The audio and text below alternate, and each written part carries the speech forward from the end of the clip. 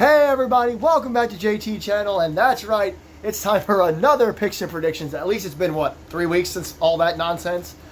Because SummerSlam is this weekend, the first two-night SummerSlam, because everything has to be 2 nights. Before I get started, just one more time, since I haven't said it in a couple weeks, thank you to everyone who watched all my videos. They did really well. All of the picks and predictions, even the really long one, which I guess they were both really long. All the reactions. I had to do 4 reaction videos in like 2 days. You guys are great. I love this channel so much. For such a small community, I feel like, it's nice to know that people watch this stuff. I know that I have not done MAW. I know that I have not played Amnesia. I've been extremely busy, and I don't want to get into it. It's just been a lot between work and home. But as always, you know me, I'll get back to everything once everything comes around. But as I said, SummerSlam is this weekend. It's 2 nights. It's Saturday and Sunday. I haven't gotten around to making the Is There Too Much Wrestling video yet, but I'm actually really excited for this. When they first announced that SummerSlam was going to be 2 nights, they announced it last year. They were like, SummerSlam 2025, 2 nights. I was like, oh no. But then I started to think about it. I'm like, you know what? It's okay. It's as big as WrestleMania to WWE. They always build it that way. And this year especially, because it's the first one. The first 2-night SummerSlam is always going to be pitched and delivered and booked to be huge. That didn't happen with the first 2-night WrestleMania, but we don't talk about that for so many reasons. But that gives them an even bigger, reason to make this so big. Because the first 2-night WrestleMania was the pandemic WrestleMania. Like, in a lot of people's opinions, the worst WrestleMania ever because there were no fans. So it's like happened in a fucking, what does Simon Miller say, graveyard. But it happens in like a warehouse with no fans. It's the weirdest thing ever. I've only watched it once. Like, when it comes to WrestleMania season and I watch other WrestleManias, I will not watch 36. I refuse, other than maybe the Boneyard match and the Firefly Funhouse match.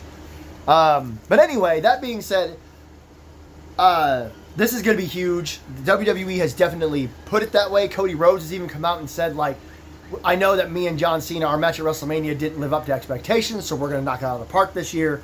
We'll get to that. But let's start with night 1. I've done these in a certain order to try to build to the main events, the bigger matches.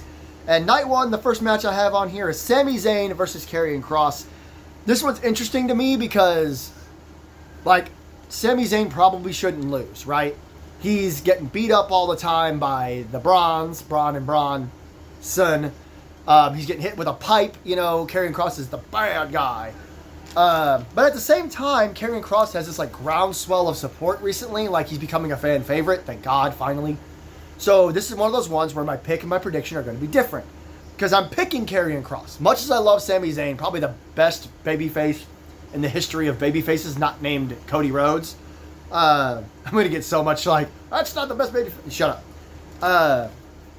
But I do predict Sami Zayn wins because of he gets his ass kicked all the time. So this is like the revenge match. He finally gets a big win over Karrion Kross. He'll get his tummy, his chest, his stomach, his ribs, whatever, beat up a bunch during the match. Scarlet interfere a bunch. But more than likely, Sami will win. Pick-wise, I really would like Karrion Kross to be victorious because I think that this would just be a huge win for him. I think, unless I'm mistaken, he won the match in Saudi Arabia, Karrion Kross did. And that surprised a lot of people. Like, oh my God, Karrion Kross won a match. But that's another reason I predict Sami's going to win. Karrion Kross can lose here, and then Sami Zayn can go off to do whatever he's going to do next. Because the next big event is Survivor Series War Games, and you can bet your ass that it's probably going to be Seth Rollins' group and some other heels against a bunch of big baby faces. But I would like Karrion Kross to win. Yes, it kind of calls into question what does Sami do if he loses again, especially on a stage like SummerSlam. I'm just trying to make it interesting around here. That's why this channel does picks and predictions, not just predictions. A lot of channels will do my prediction, but I would like Karrion Kross to win, but I think Sami Zayn is going to. Why I put that match before this one, I don't know. I think I was just in a hurry. But the next match I have on here, I love getting to say these words and these names, but it's Drew McIntyre and Logan Paul against Randy Orton and Jelly Roll. as of this recording, as of me making this video on Tuesday, the 29th, I think it is, Drew McIntyre is stuck in the UK. He's having some sort of passport or visa issues. From what I've read and understood, he's Drew McIntyre, right? He's a well-known name, so they're probably going to do everything they can to get him out here. But there is a chance that he could be stuck out there past SummerSlam. So what I'm going to do is I'm going to pick and predict this match as if Drew is going to make it. And then I'll talk a little bit about what they can do if he can't. So this one's hard because Jelly Roll is a brand new celebrity wrestler. And prediction-wise, I feel like WWE isn't going to let him lose. However, Randy Orton did beat Drew McIntyre at Saturday Night's Main Event. So I'm not sure which way this will go. I'll tell you what. I think I'm going to pick and predict that Drew McIntyre and Logan Paul. That's what I was thinking before I started the video, and then I realized it was kind of complicated. I don't think Drew McIntyre should lose after losing already. I think he should probably pin Randy Orton. I've seen a lot of people saying that maybe him or Logan could pin Jelly Roll because Jelly Roll could take a loss and it won't matter. I disagree.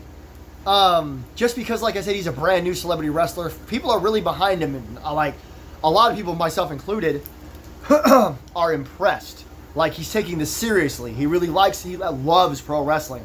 And from what I heard, he's training with Randy Orton, Drew McIntyre, The Undertaker.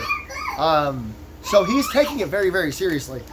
And I'm sorry, that Black Hole Slam was a lot better than people give it credit for. So I don't think he's going to take the pin. He could. He could take the pin. That way Randy Orton is still kind of protected. But I think you would do better having Drew pin Orton. That way it's 1-1 as far as like I pinned you and then I pinned you. And then they can continue their feud down the line. Maybe have a blow off at Clash in Paris or something. But prediction-wise, same thing. Prediction-wise, I do think Jelly Roll is going to take the pin. Like, from my personal perspective, I don't think that's the right move. Not that I think Jelly Roll is going to be around anymore after this. I have said his name way too many times, more than I've ever said it in my life. I don't think he's going to stay around like Logan Paul does or Bad Bunny did or anything like that. But again, that's a personal thing. I think that pinning Orton would do more for the story. But I do think prediction-wise, Drew McIntyre will likely Claymore Jelly Roll after, like, there'll probably be some big moments where, like, Jelly Roll's taking down Logan Paul, maybe he hits him with a big move that we don't expect. I see people joking about, like, my face when Jelly Roll hits a shooting star press at SummerSlam. I don't think he's going to do that, but maybe he does, like, a Swanton bomb to Logan Paul, like, a big move to Logan Paul, but he doesn't realize Drew McIntyre's a legal man, gets Claymored 1, 2, 3. That's my prediction of how the match is going to end. I think Jelly Roll, I don't want to call him Jelly or Mr. Roll. He'll do a really big move that's going to surprise everybody. Maybe even a destroyer. Penta's not on this card, so maybe we can get a Canadian destroyer from Jelly Roll. I love it so much. Anyway, he does a big move to Logan Paul, but Drew's the legal man. Claymore 1, 2, 3. So either way, I think Drew and Logan are going to pick up the win here. I think afterwards, Drew should Claymore Logan Paul. I do not think Drew McIntyre needs to be a part of this team for any longer than this. Just like John Cena and Logan Paul, they teamed up once and then they moved on. But I think in this case, Drew should just be like, we won, Claymore. If Drew McIntyre cannot make it, I honestly am not sure what to do. I do think we have to discuss it. Does Logan Paul find another partner? Like, and if he does, who is it? Like, does he go get The Miz? Remember that whole thing? That was years ago, and they ended up falling out and having a feud anyway. It'll be hard to figure out what to do. They could do a handicap match, I guess, like Orton and Jelly versus Logan Paul. Like Logan Paul, I'll take them both on, and then you just get like he gets his ass kicked. Couple of moves from Jelly Roll, RKO 1, 2, 3. I guess that's not the worst idea in the world. Like, who is going to get mad at watching Logan Paul get beat up for 5 minutes? Like, nobody. So that's an option. You could also Logan Paul could find himself a partner, either on SmackDown or during SummerSlam. My wife just whispered Mr. Beast. There were rumors a long time ago that Mr. Beast might come to WWE, and he hasn't denied that there's been interest. So I'm just going to leave it there. Just going to leave that there. So there's lots of ways you can go. Personally, I'd probably go the route of the handicap match. What I don't want is a singles match in any way, shape, or form. I do not want Randy Orton versus Logan Paul. It's fine. I wouldn't mind it. But then Jelly Roll will just be hanging around, which is what he did at Sunday Night's Main Event. And I really don't want Logan Paul versus Jelly Roll. Again, you could do it. Totally fine. I wouldn't be mad about it necessarily. It's a celebrity match. But that's just not what I want. It's either a tag match or a handicap match. So there it is. Draw a line under it. Up next is the Judgment Day versus, say it. I said all that way too fast. Let's back it up. Bear with me. Is the Judgment Day versus, say it with me, the Allies of Convenience. That's what I wrote down. Raquel Rodriguez and Roxanne Perez defending the women's tag team titles against Charlotte Flair and Alexa Bliss. This one's super easy. Barely an inconvenience. Nobody tell Ryan George. But Charlotte and Alexa have to win this match, I think. I don't think I'd be mad if they lost, but I just don't think that's where the story's going. Now, I have said in past videos that I don't think the Judgment Day should lose the titles until Liv Morgan is cleared up to come back, because that would make more sense. They lose the titles, Liv comes back, it's like, you lost my belts, what the fuck? But, that being said, I do think it's time to take the titles off them. I do think WWE realizes they accidentally made gold with Charlotte and Alexa. It's one of those things. It's a lot like, from what I understand, Alexa and Charlotte were only supposed to be together for a couple weeks. But then they worked out really well. What does that sound like? Sami Zayn and the Bloodline. It was supposed to be a couple of weeks of fun little skits, but now he's fucking Sammy Uso. Like, he's directly linked with the Bloodline. Roman Reigns, Solo Sikoa, Jimmy Uso.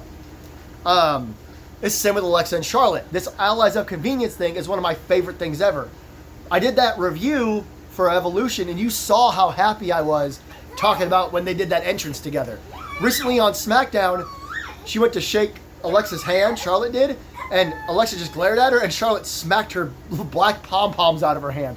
Or she grabbed them and threw them. They're so funny. They're like sisters. They act like sisters. They act like little best friends that give each other shit all the time. So it just makes sense. They're super over. Charlotte is as over as she's ever been. Maybe the most over she's ever been since this team up. So I think it's time you take the titles off of Raquel and Roxanne. You can do whatever you want afterwards, but just keep the focus on those belts. The way they've been booked the last month or two has been fantastic. They felt important. They felt legit. So keep that going. Charlotte and Alexa will add some massive star power to it. This is going to be a really good match. It really is. I think this match, I don't think there's a match on this card that's going to be bad by any stretch of the imagination, which is amazing when you compare it to WrestleMania 41. But this one I think is going to surprise people.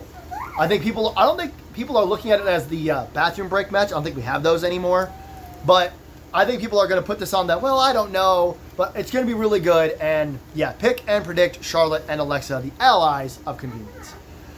Up next, I have on here the Women's Championship match, Tiffany Stratton versus Jade Cargill. Again, I hate to say it, but this one's really easy for me. Pick and predict Jade Cargill. It's her time. She has been a star for years and years and years. Other companies, it doesn't matter. She's a star. Remember when all she did was like sit in an arena or show up in the back and the crowd went absolutely nuts, including me at home? Like, she showed up on NXT and sat in a throne and watched a match, and everyone was like, "That's fucking Jade Cargill!" And she showed up on Raw. Everyone went crazy. So this is again, it's time. Give Jade Cargill the belt. I don't know what else to say about it. It's going to be a really good match. Tiffany Stratton works really well with people stronger and bigger than her. Her matches with Nia Jax are incredible. This is a different scenario. Obviously, Jade Cargill is just like muscle. Muscles in places I ain't even got places. She's one of my favorite female wrestlers. She's in my top 10 of all time. It's going to throw a lot of people. People are going to start crashing out that I said that, but she really is. And the rumor mill is that she was supposed to be in the women's title match at WrestleMania, and she was going to win the title, but because of her legit injury, and they did the injury angle instead in 2024 into 2025. She did the Naomi feud, which I think was better. The Naomi feud has been absolutely brilliant. But now that we've gotten past that, give her the belt, let her have a good run with it. It's that simple in my opinion. So Again, just one of the easier ones to talk about. Jade Cargill wins, new women's champion. I don't think this match should be too long either. I'm not saying it's a squash, but here and there you're going to have to cut time. Give Tiffany a lot of offense, but this should be one of the shorter, maybe like 10-minute matches. Just let them do what they do. Let them go, go, go, go. And then Jay did 1, 2, 3. Jey Uso and Roman Reigns are back together as they take on the Braun and Braun. Seth Rollins' little group. This is another match that's going to be absolutely awesome. And this is the first match where I'm honestly going to say, sorry about that I have no idea how this is going to go. It seems obvious. Again, I just hope you can hear me. Everyone's saying it's obvious. Roman's probably going to pin Bronson Reed. And that's probably, pick-wise, that's the way I would go. I would have Jay and Roman win this matchup and start the whole, like, well, Seth Rollins wasn't here, so we fucked up. And Seth can be like, don't you fuck up again or I'm going to curb stomp you. Maybe he does curb stomp him. I don't know. Maybe he's Roman Reigns. Not Roman Reigns. Who am I thinking of? The Death Riders. I'm thinking of the Death Riders, how they would initiate people by beating the shit out of them. God, excuse me, my voice. I don't know what it's doing. Give me a... Okay, I grabbed the water. But anyway, I think prediction-wise, I'm going to go ahead and go with Jay and Roman as well.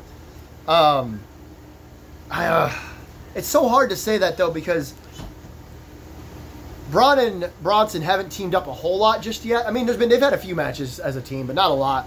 But Jay and Roman are they're Jay and Roman, right? They're the top of the top. Roman Reigns, Tribal Chief, one of the most over wrestlers of all time. He's probably still at the tippity top, right up there with the champions, which we'll get to Gunther in a minute, but also Cody. It's like Cody, Gunther, Roman, Punk, Rollins. Like, it's those 5, and then Jey Uso's probably number 6. So you don't want them to lose, especially if Seth's not going to be there for this match. A wink, a wink. But I do think Jay and Roman will win. Bronson Reed can take the pin after a spear or two, maybe a double spear from both of them to Bronson. It'll be good. Again, it'll be a great match. Everybody's just so high energy in this matchup, no matter how big they are, because it is a lot of big, meaty men match kind of stuff, even though Jay is smaller. But they all have so much energy. They're so intense. All 4 of them are. So this will be a hard-hitting... It'll be one of those matches that's hardcore without a single weapon. Like, they're going to beat the absolute piss out of each other. But I do think, pick and prediction-wise, Jey Uso and Roman Reigns are going to win. And then I'm not saying Seth's group will start showing cracks, but when Seth does come back again, we'll start seeing like how he handles them taking losses. The main event of night 1, CM Punk and Gunther for the World Heavyweight Championship. This one is super duper duper mooper whooper cooper grouper interesting because this is really interesting because everyone is talking about how Seth Rollins could be working us. WWE could be working us. That he was legitimately hurt, but not so hurt that he has to take a bunch of time off, like has been reported. That it might be more of a, like, he went away to kind of rehab for a little bit, but he's already good to go kind of thing. And that he's going to surprise everyone and show up in the main event and cash in his brief... I'm sorry, I've got a bunch of glare on the phone. It's throwing me off. But that's the rumor. So I don't really know what to say here. Because pick and prediction-wise, before all this Seth Rollins stuff happened, was going to be CM Punk. You know, Gunther can lose the title, and it won't really hurt him any. And I think it's time to crown CM Punk, and then he should probably hold the title until WrestleMania. And it should be Cody and Punk at WrestleMania. But now that the Seth Rollins stuff has come up, I'm not entirely sure prediction-wise where to go. I'm going to keep my pick where it is. My daughter is having a great time right now. I'm going to pick that CM Punk beats Gunther, 1, 2, 3, World Heavyweight Champion, and we go from there. However, I am going to leave the prediction kind of wide open because if CM Punk wins the world title and then Seth Rollins comes out and takes the title from him, or Seth comes out and makes a triple threat like he did way back 10 years ago. You know, it's over 10 years, but it's been 10 years since he came out the main event of WrestleMania 31 turned it into triple threat with Brock and Roman, and took the title, heist of the century, all that stuff. So that's, doing that on night 1 of the first ever 2-night SummerSlam, that's pretty cool. So prediction-wise, I'm just going to kind of not give you a prediction. I know that's shitty, but I don't know what's going to happen. I will say it would be cool.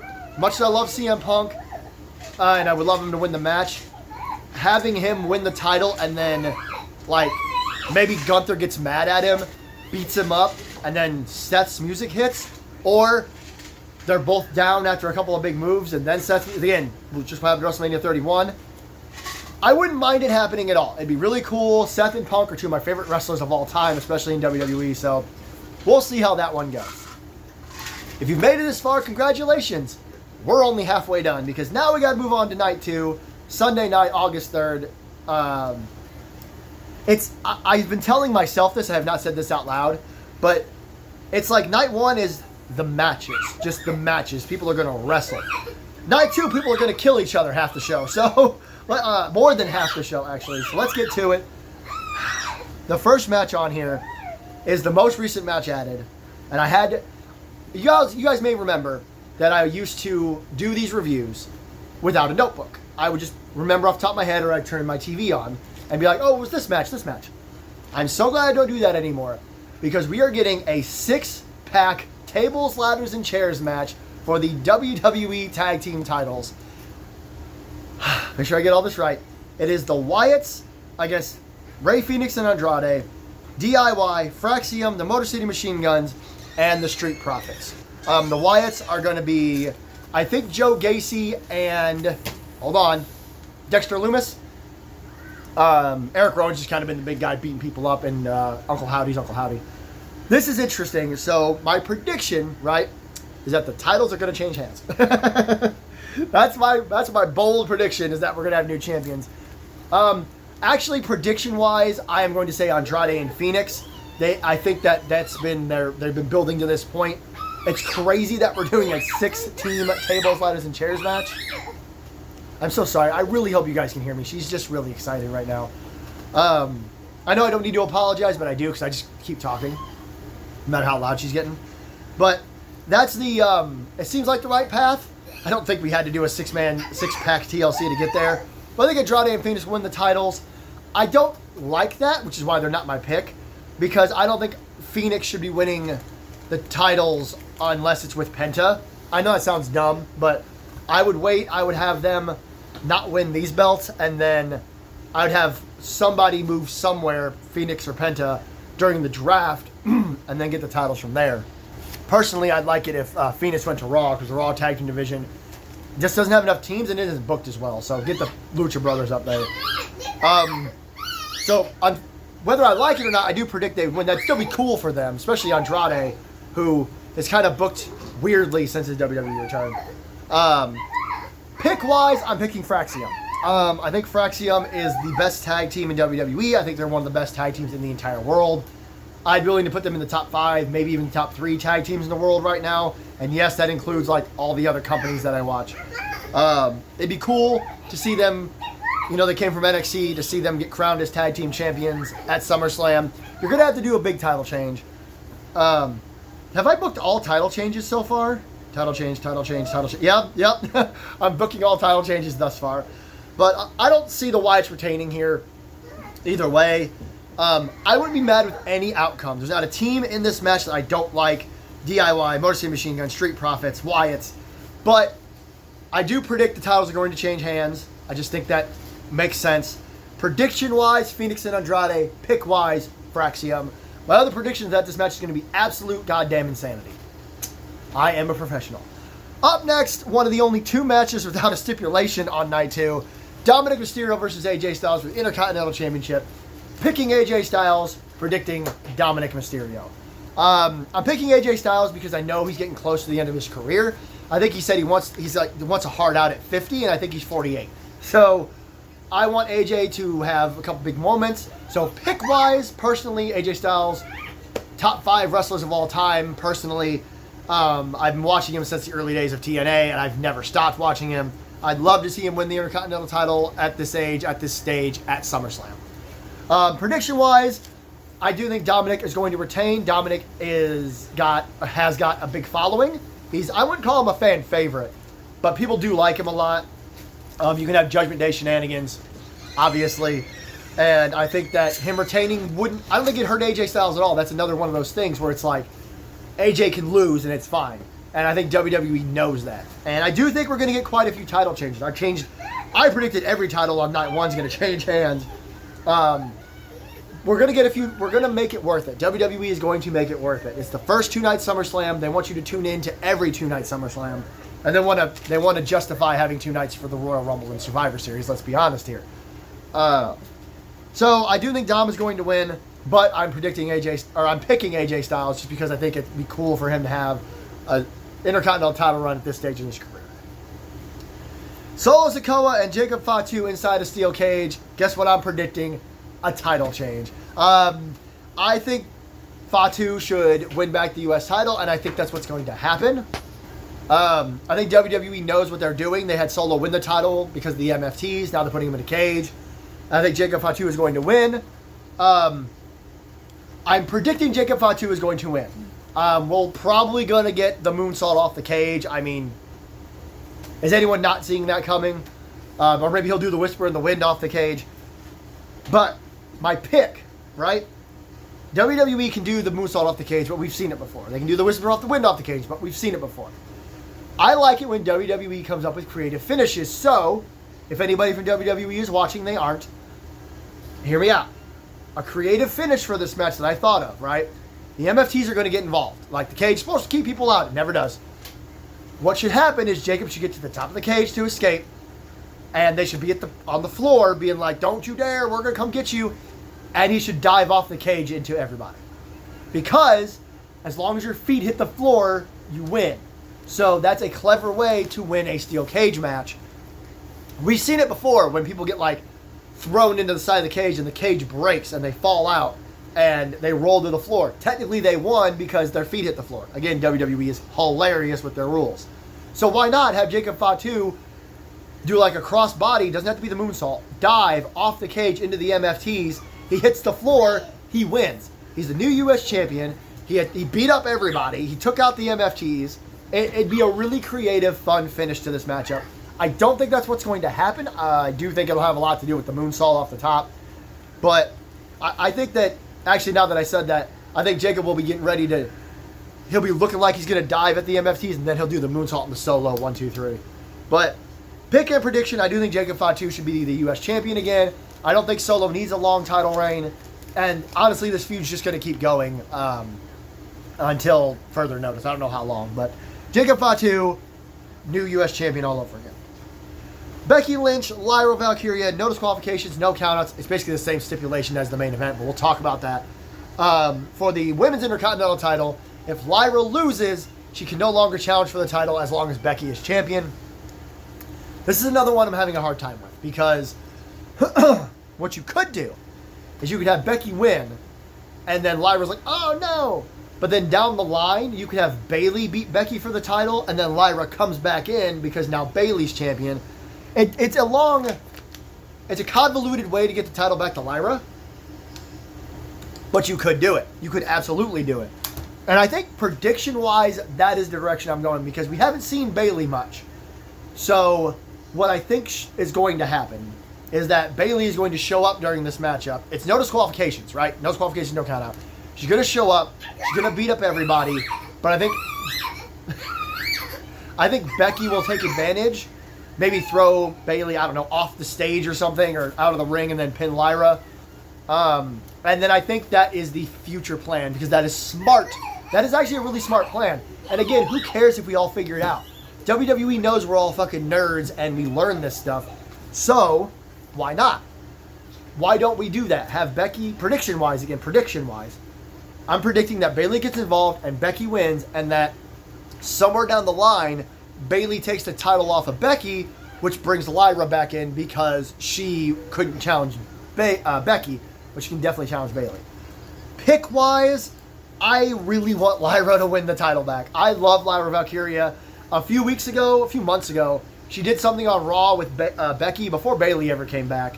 that made me a bigger Lyra fan than I am a Becky fan, which is saying a lot. Becky Lynch has been one of my top 3 favorite female wrestlers in the world for a really, really, really long time.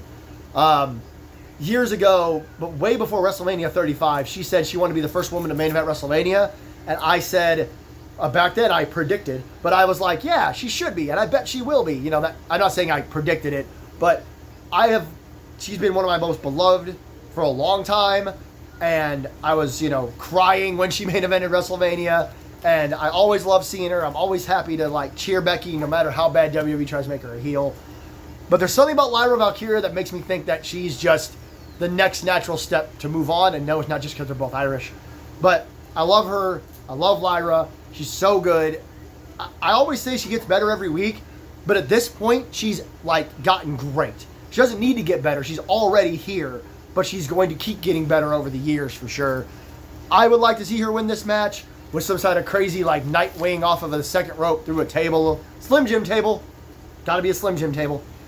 Oh my God, we're gonna get fireball ladders in that TLC match. Oh! Anyway, I want Lyra to win, so pick-wise, I'm picking Lyra Valkyria. I just really would love to see that, especially at a show like SummerSlam. But prediction-wise, shenanigans, Bayley, Becky wins, and then we're going to go down this path with Bayley and Becky. Another match that technically doesn't have, really the only match that doesn't have a stipulation is Dominic versus AJ, because the Women's World Championship match is a triple threat match, which has no disqualifications and no countouts.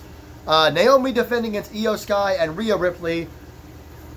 I am predicting that Naomi is going to retain for reasons that we'll talk about in a second. Pick-wise, I think I'm also going to pick Naomi. As much as Io and Rhea, they're number 1 and 2, by the way. I said Becky's number 3. Number 1 is Io. Number 2 is Rhea. Number 3 is Becky. But even with that, I don't think you should take time off Naomi yet. She just won at Evolution, which, again, was, a blink ago. I would like her, pick-wise, I would like her to retain. I don't know how you do that with Io and Rhea, but I bet they'll figure it out. Maybe a finish similar to the one at WrestleMania. Don't do the exact same finish where Io did the moonsault into Rhea and Bianca while they were in the middle of a pinning predicament and then won the title or retained her title. But maybe something, similar to that and to what happened at Evolution. Maybe have Io and Rhea just beating the hell out of each other. Naomi comes in with a big move, takes advantage, and takes the win. Don't do the triple threat finish, just don't do it. Don't do the Io or Rhea hits the riptide from the second rope. Io's down, and then Naomi throws her out of the ring. That's just not Naomi. Yes, she's a heel and a bad guy, but she's more of a vicious bad guy, not a hoo-hoo, cheat. She's more of a, Rhea hits that off the top rope, and then she hits Rhea in the head with a chair. That kind of stuff is what Naomi would do. But yes, I do think Naomi is going to retain. I think she should retain. Again, I don't do this very often. I know I just did it with I've been doing it more lately. Oh man, I just saw my frame rate jump real bad.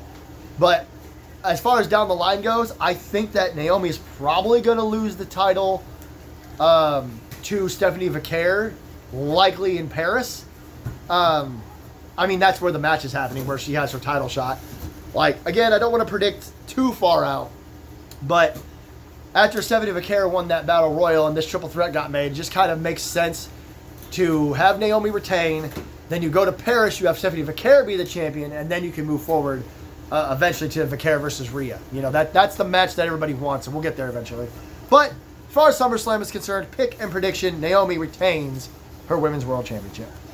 The main event of Night 2, Cody Rhodes, John Cena, WWE Championship, street fight.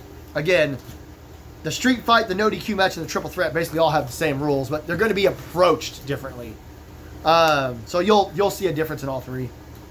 This one, again, also feels kind of easy, which is hard to say considering the fact that you never know what's going to happen in WWE. But it does feel like Cody Rhodes is about to win the title back, and John Cena will likely become a babyface again shortly after. I'm fine with all that. I was going to pick anyway. I think that's what should happen, and I predict that's what's going to happen. I don't know. When I look back at this card, the second card, Night 2, the triple threat match is going to probably have some maybe kendo sticks, title shots, announce table. You have the no DQ match. That's probably going to be a little more intense. Probably still more kendo sticks. This match, I don't know how much quote-unquote violence we're going to get. It all depends, because Cody can fucking go when it comes to violence. He might want ladders, but you got to be careful. You don't want to do too many... Yep, that's a comb. You don't want to do too many similarities to the other matches. And that's what is most interesting to me about this second card, this night 2, is you have TLC, no DQ, street fight, and cage match. The cage match is just inside a cage. You're not going to get too much weapon usage in there unless one of the MFTs throws in a chair. But then TLC is TLC. You're going to get tables, you're going to get ladders, you're going to get chairs. But then you have a no DQ match, a triple threat match, and a street fight. There's going to be similarities that you can't get away from. Like, there's going to be kendo sticks in probably all 3 matches. There's going to be titles used probably in 2 of them. I can see Naomi using the belt, and I can see Cody Rhodes using the belt, and probably John Cena too. So WWE has to craft these matches very carefully. You can't do the manhandle slam through a table, and then an AA through the table, and then a riptide through a table. It's just going to get boring. It's like, I've seen this already. It's the law of diminishing returns. So my main point is John Cena should probably lose the title here. I think he will lose the title here. Maybe he goes away. I don't know his exact dates, but the next time he comes out on SmackDown, maybe he starts becoming a babyface and then goes off and feuds with somebody. I've heard a lot of people pitch Logan Paul. Like, his babyface feud, his first babyface feud should be Logan Paul after he, turns back. But yeah, basically I just pick and predict that Cody Rhodes is going to be the champion. It's definitely a tale of 2 shows. These are going to feel like 2 completely different programs, 2 different shows altogether, because you have, on night 1, you have 3 tag team matches and 3 singles matches with no shenanigans, no nothing. And they could book it like that, like tag singles, tag singles, tag singles. And there likely won't be anything too crazy except maybe in the Jay and Roman versus the Bronze match. And you could do the Seth Rollins cash-in, but even there, you could wait until after Punk wins a title and it's just a one-on-one match. Night 2, you have a 6-pack TLC and then 3 matches with stipulations. 1 match is a triple threat, which is also no DQ, and the only match with no stipulation is Dom and AJ, but it will likely still have shenanigans at that because of the Judgment Day. So I'm really looking forward to this. I do think it will be better than WrestleMania. I know that right there is a bold prediction, but just looking at the card overall, there's not a match on here that I'm not looking forward to. There's not a match on here that I'm not excited for. There was at least 1 or 2 matches at WrestleMania where I was like, I could do without this. The Raw Tag Team title match, no offense to the New Day and the War Raiders, but that match just didn't live up to the WrestleMania hype, in my opinion. This card, it feels like WrestleMania, or Simon Miller calls it Hot WrestleMania. That's definitely the plan this year. So thank you everybody so much for watching. Don't forget to like, share, and subscribe. If you're going to complain about me swearing in front of my daughter, get the fuck out. Okay? I had that on my Hulk Hogan video. Somebody went out of their way to complain that I swore. Go away. Okay? I swear in front of my daughter. I'm going to swear in front of my son. I swear in front of everybody. Get over it. But leave a comment down below. Let me know what matches you're looking forward to. Are you excited about a 2-night SummerSlam? Also, Cardi B is supposed to be hosting. I didn't mention that until now. If you're watching all the way through, Cardi B is going to be there. And I feel like she made some sort of comment on social media. I went to pause it. I'm sorry. You had to hear that. But to Bianca Belair, maybe? I don't know. Cardi B is going to be there. I predict that Cardi B is going to be there. And she's probably going to say a bunch of nonsense that nobody understands and say Kurt a few times. I'm not going to do it. I want to, but I'm not going to. And yes, as far as the review goes, I'm really busy this weekend. I have to work Saturday and Sunday, and I'm supposed to work Monday, but I have appointments, she has appointments Monday. So my reaction videos might be kind of weird. Like, I'll try to watch Saturday, and then Sunday I'll try to get my reaction video out for Saturday, and then my reaction video for Sunday night may be delayed until Tuesday. Worst case scenario, it'll all be delayed until Tuesday. It'll be like a big reaction video. So until then, and until next time, this is JT Channel. I am JT, and I'll see you in the next one.